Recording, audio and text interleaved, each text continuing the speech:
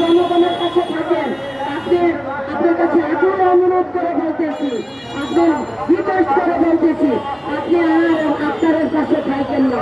দেখেন চৌধুরী গুম হত্যা, মানে বিএনপির কমিশনার ছিল চৌধুরী আলমকে গুম করেছে, কিছু ভাইকে গুম করেছে, আমাদের এলাকায় আরো অনেক কিছু গুম করেছে, অস্ত্র দিয়ে ফাঁসিয়েছে, মাদক দিয়ে ফাঁসিয়েছে। এই আক্তার বাহিনী, এই আক্তারের প্রমাণে কবলে যে করেছে সে আর বেঁচে থাকে নাই।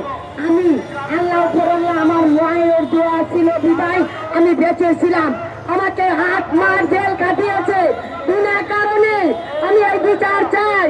এখনো পর্যন্ত আমার এই মানে কোর্টের রায় পেয়েও বিভাগীয় মামলা দিয়েছে আমার বিচার, তারপরে আমি এখন পর্যন্ত বিচার পাইতেছি না।